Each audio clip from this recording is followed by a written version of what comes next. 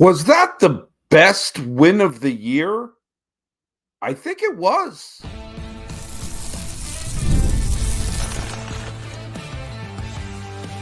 You are Locked On A's, your daily Oakland A's podcast, part of the Locked On Podcast Network, your team every day.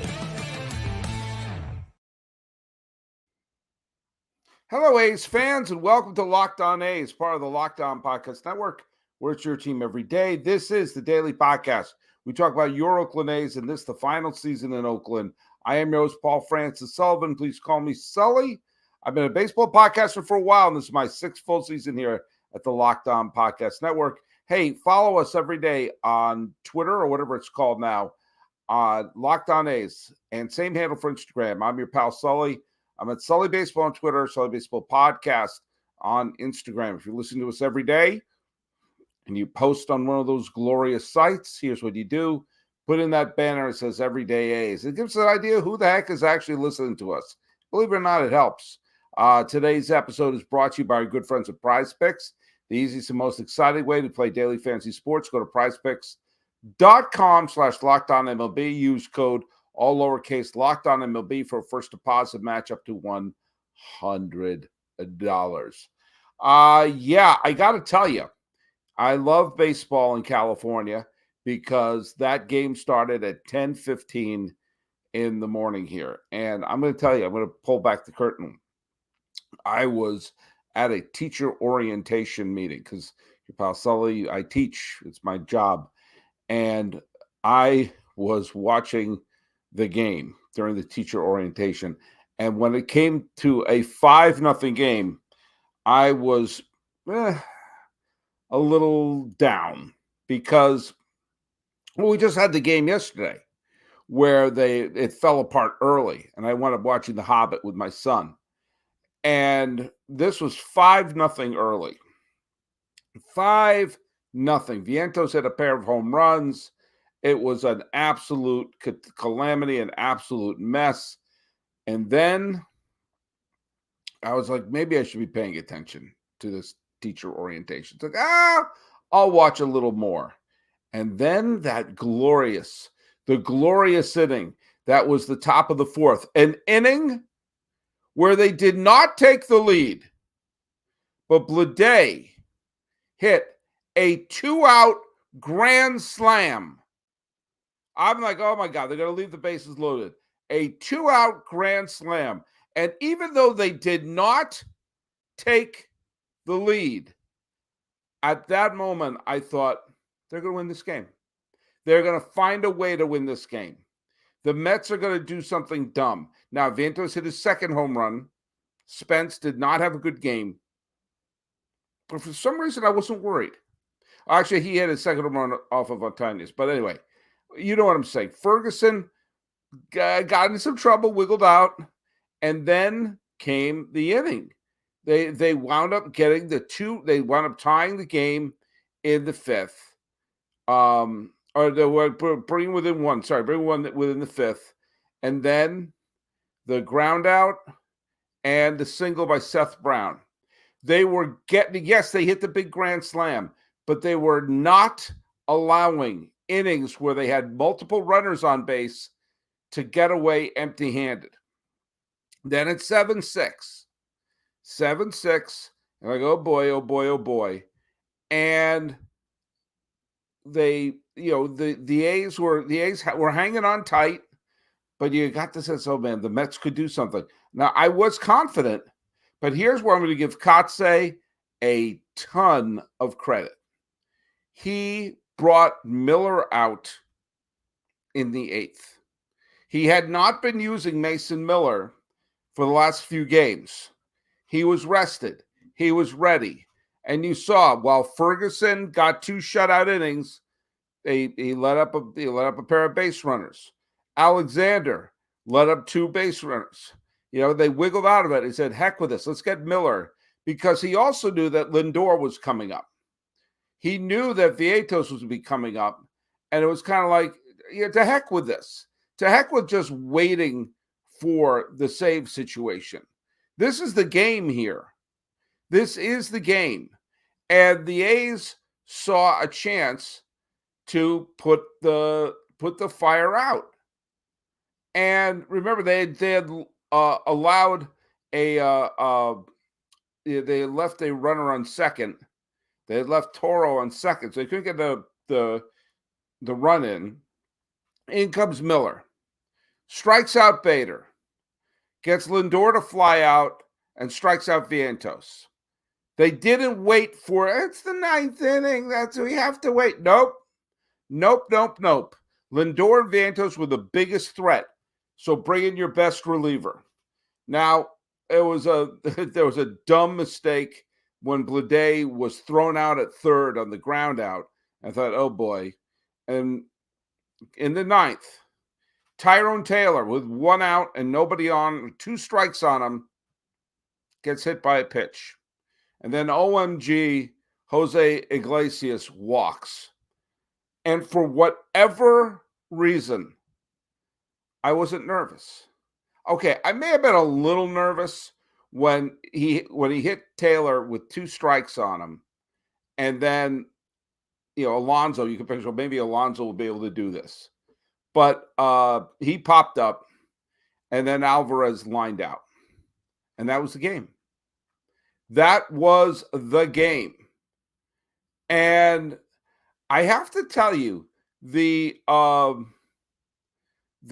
moment when there was a moment when what was it? There was one of the Mets. I forget who the batter was, but there was a catcher. It was like a ground ball. It hit the batter. The runner wound up being called out as the Mets were rallying. It was Alvarez. That's right. I got the thing up here. The ball, the Alvarez hit that ball and was called out with interference, because that was the moment I was most afraid. It was bottom of the 7th. A's had taken the lead. Taylor singled, Iglesias singled, and I'm like, oh boy. Alexander wasn't pitching great, but Alvarez hits that low grounder. It hits Alvarez, and so he's called out. And then Torrens lines out. That interference call with Alvarez is not going to probably be shown in the highlights, is probably not going to be remembered long. But it killed the Mets rally. It took the air out of the Mets rally. They had 2 runners on and 1 out. Suddenly now there were 2 outs, and Torrens hit the line drive to Schumann. And that was the moment that Kotsay said, to heck with this. I'm bringing in the big boy. And if they beat Mason Miller, fine. And he got a 2-inning save. And let's figure out what that means.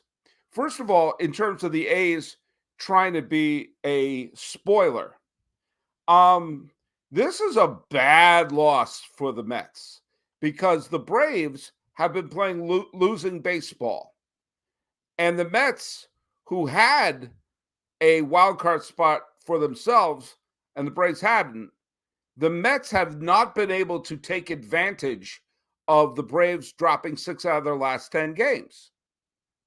Because they've matched them. And so when you're the Mets, and mind you, we're right now smack dab in the middle of August.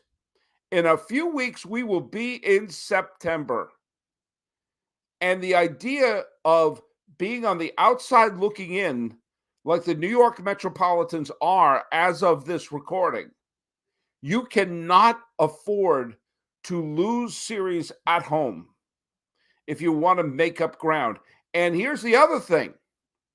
I guarantee you that the Mets circled the calendar to say, okay, here come the A's. Here comes a winning, we're going to win a series here. When you're going up against a team, which, yes, I know the A's had a fantastic July, but as of this recording, still has the 2nd worst record in the American League. You're a team that has images of maybe a pennant dancing in your head, and you got to leapfrog Atlanta to get to punch your dance card, and you lose to the A's at home in a game where you're up 5-0, that is a punch to the face to the New York Metropolitans. When we come back, I want to tell you why a bizarre glitch in the schedule might mean, well, something really cool that we did not think was going to happen at the midpoint of August. Hey, let's hear from our good friends over at Liquid IV. It's hot here in California, believe me. So you got to stay hydrated. If you're going to go to the ballpark, stay hydrated there. But you're not going to get yourself hydrated eating ice cream out of one of those little, batting helmets or, chugging sodas. May I recommend you get you some Liquid IV. When you're taking an America's pastime, don't forget to hydrate with Liquid IV's popsicle firecracker flavor. It's a surefire summer hit. Get hydrated with electrolytes, essential vitamins, and clinically tested nutrients from the #1 powdered hydration brand in America. Because baseball and summer go together like Liquid IV and indulgent hydration. Blast off with the iconic flavor of popsicle firecracker, a festive blend of citrus-fueled lemon, lime, tart cherry, and raspberry flavors. Strawberry and raspberry became Strasberry. Steven Strasberry. Okay, find all the flavors on the website. Lemon, lime, pina colada, they got everything. Tear, pour, live more. 1 stick plus 16 ounces of water hydrates you better than water alone. Powered by LIV Hydroscience, which is trademark, and optimum ratio of electrolytes, essential vitamins, and clinically tested nutrients that turn ordinary water into extraordinary hydration. 3 times the electrolytes of the leading sports drink, 8 essential vitamins and nutrients, always non-GMO, vegan, gluten-free, dairy-free, and soy-free. No more thirsty summers when you indulge in the hydration of Liquid IV. Get 20% off your first order of Liquid IV when you go to liquidiv.com and use code MLB at checkout. That's 20% off your first order when you shop Better Hydration today using promo code MLB at liquidiv.com.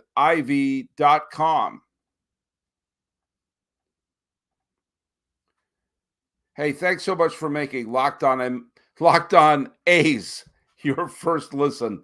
Old habits die hard. For your second listen, enjoy the Locked On MLB podcast hosted by me, your pal Sully. I'm here to give you the national point of view with hopefully some fun, little sense of humor, and more than a few movie references. And I get you ready for the baseball playoffs here in the dog days of summer. Prepare for the Fall Classic with me, your pal Sully. I've got it covered every single day at Locked On MLB, available on YouTube or wherever you get your podcasts, part of the Locked On Podcast Network, where it's your team every day. This is a couple people are sitting in on the live stream there. Are the Mets better team overall than are the A's better overall team than the Mets? Not for the whole season, but certainly over the last couple of months they have been. Random Bro Raymond, good game today. Darn right it was. Jesus M says Mason Miller showed out Mets versus this lineup. Yeah, it was great. Now, I'll tell you something. For reasons I don't understand, the A's are not playing tomorrow. I don't know why. They played a day game, and they're flying back to the Bay Area to play the Bay Bridge series. I don't know why they have tomorrow off. But the Angels are playing. Now, why am I bringing that up? Well, I alluded to it earlier the other day when I was confounded why why the A's have a day off on a Friday. But on Friday, August 16th, all that has to happen is the Atlanta Braves have to dust themselves off and win a baseball game. They have to go to Anaheim and win a baseball game. If that happens, the Atlanta Braves defeating the Angels and extending their losing streak to 4 games, if that happens, then the A's will have caught the Angels. The A's will have caught the Angels if that happens. And let me just figure something out here, because I'm not very good at math, and I just want everyone to know that I never claimed to be. But let's just say the Atlanta Braves defeat the Angels tomorrow. What that will mean is that with 40 games left, with just 40 games left, if the Braves win tomorrow, with 40 games left, the A's have to play one game better than the Angels the rest of the way. And the A's will not be a last place team in their final year in Oakland. And I think that's pretty cool because everybody and their cow thought this team was going to lose 100 some odd games and be a joke. And the joke was off the field. But since their disastrous May and disastrous June, they've been an excellent team. And Useless Trucker, who used to be one of our most cynical people on the comment board, says they're going to be a playoff contender in 2025. That's the spirit. Go Sacktown. He says, I'm totally convinced that the A's have turned everything around. They're definitely a better team than the Angels. Sure, I think so. So have the Braves win. Let's all be Braves fans tomorrow. Let's all pretend it's the days of Dale Murphy or Greg Maddux and Dave Justice and Ronnie Gant and Tom Glavine and Chipper Jones and Fred McGriff and all of them. I'm not big on the tomahawk chop, but whatever's going to get us to there and to say, all right, 40-game season, can they be one better than the Angels? Now, as for the Rangers, beating the Rangers, let's cross the Angels first, then have our sights on third place. But I think that's pretty cool. You know, I got a lot of positive, Rainbow Random Row Raven says we could catch third place possibly. It's possible. It's possible, but let's walk before we run. Random Row Raymond says, I liked your show the other day with the different locations. Yeah, I had a lot of fun doing that. It took a few days to do. It was not, I didn't do that quickly. I had to find the places, shoot it. I was wandering all over the East Bay with my selfie stick. You know, I've said this before. I obviously want the A's to stay. I'm wondering, next Monday, and I'll talk about this a little bit in an upcoming episode. Next Monday will be the anniversary of the day that the Giants were approved to move to San Francisco. And along with the Dodgers moving, essentially destroyed the Pacific Coast League. I'll talk a little bit about the history of the Oakland Oaks in a later episode. But it was basically the end of the PCL as a potential third major league. And the Giants encroached on the Bay Area. I often wonder if the Bay Area really is a two-team market. We've seen that there's always been a conflict. Either the Giants or the A's have been wanting to leave for the entire time they've been here. So I hope what can happen in the move to Sacramento is something that could be, it could be open up for a different kind of market. Now, I am going to bring up I got a couple of other interesting comments from some people, and I am going to go through some of the comments that some of you wrote. This one is from 86 Birdman. Where are you?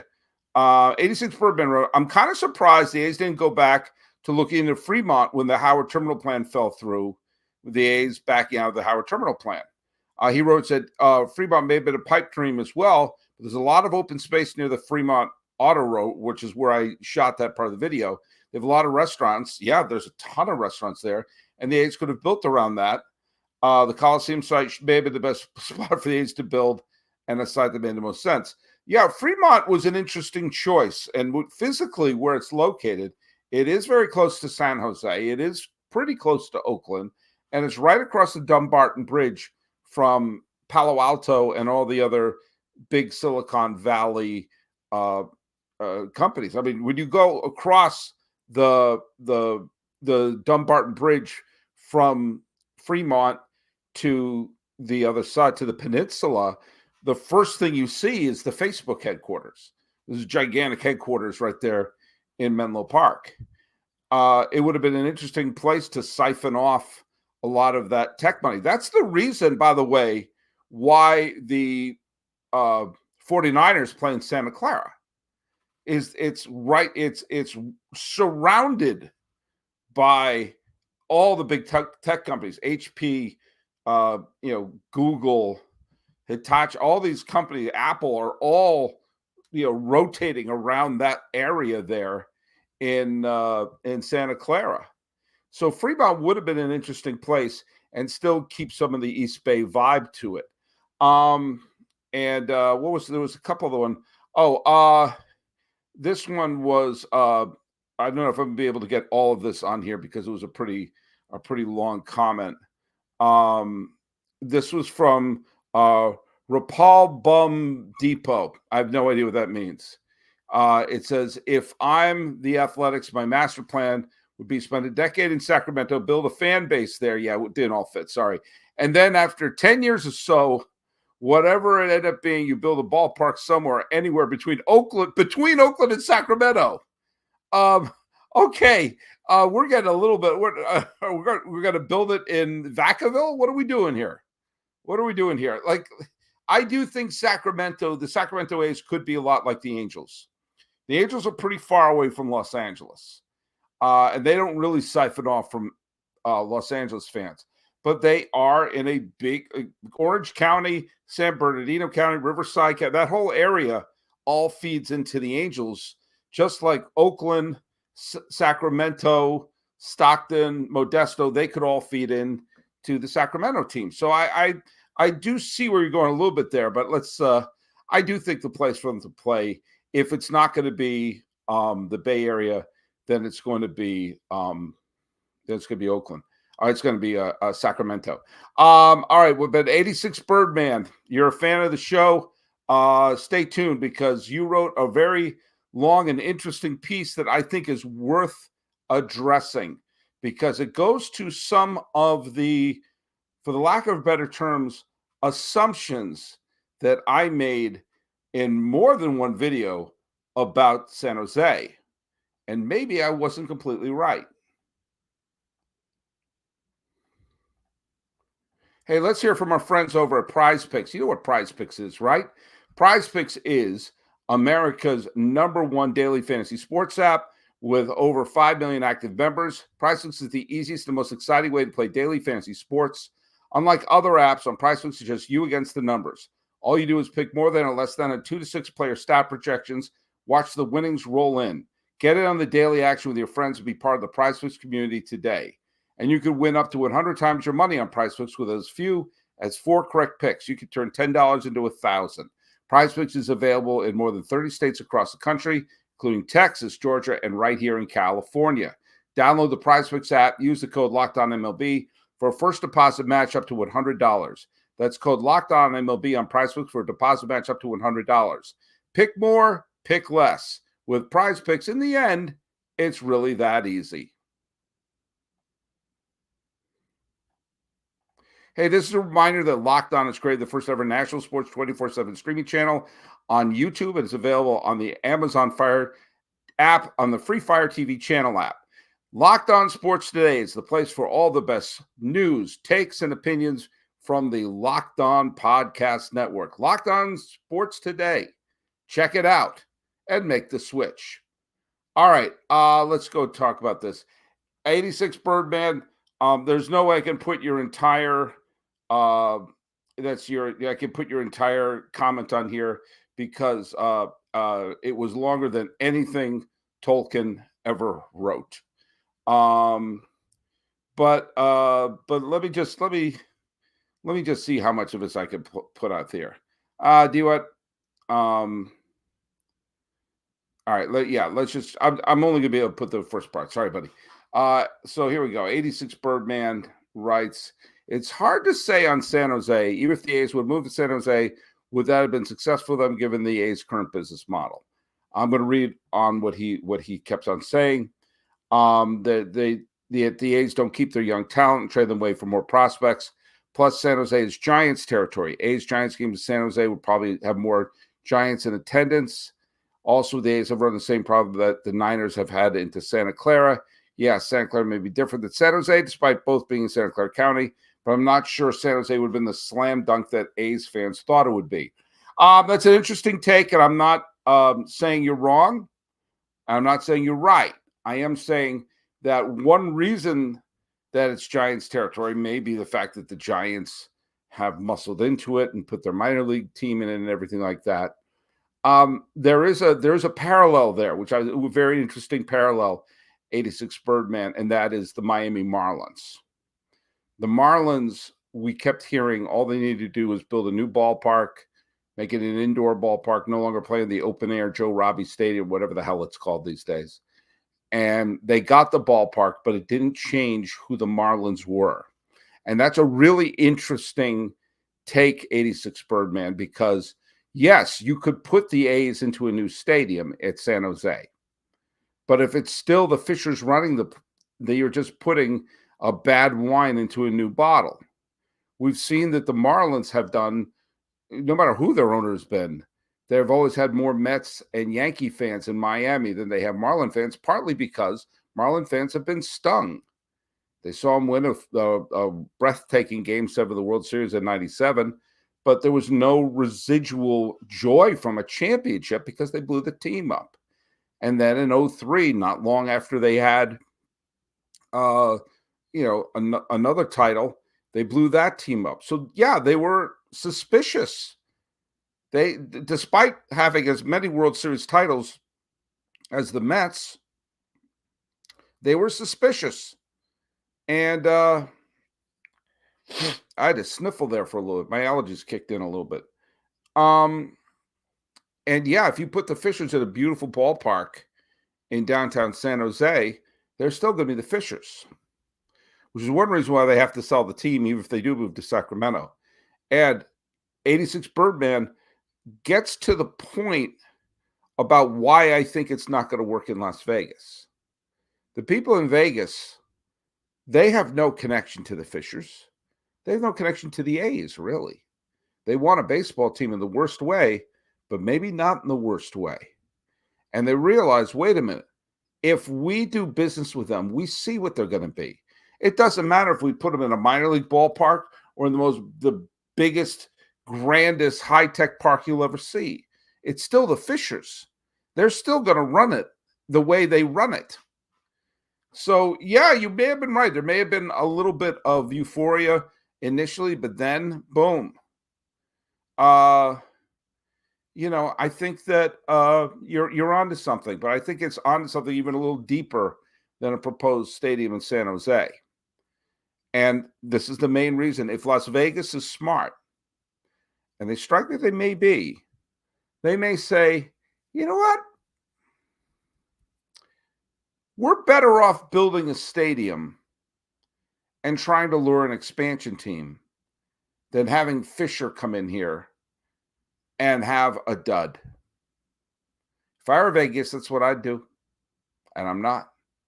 But because 86 Birdman is right, whether they built it in San Jose, in the parking lot of the Oakland Coliseum, in Sacramento, Portland, Nashville, Las Vegas, or Utah, if the Fishers are running it, like the proverbial fish stinking from the head, well, do you know what? It wouldn't matter. But I'll tell you what does matter, the fact that the A's won again, and the fact that the A's have a chance to climb out of the cellar, or at least drag the Angels into the cellar with them.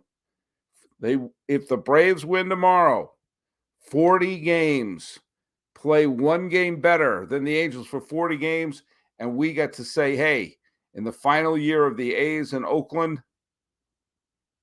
they weren't a last place team. So follow us at Locked On A's on Twitter or whatever it's called now. And on Instagram, I'm your pal Sully. That's Sully Baseball on Twitter, Sully Baseball Podcast on Instagram, talking about the A's and the possibility of climbing out of the basement. This has been Locked On A's. I'm your host, Paul Francis Sullivan. Please call me Sully.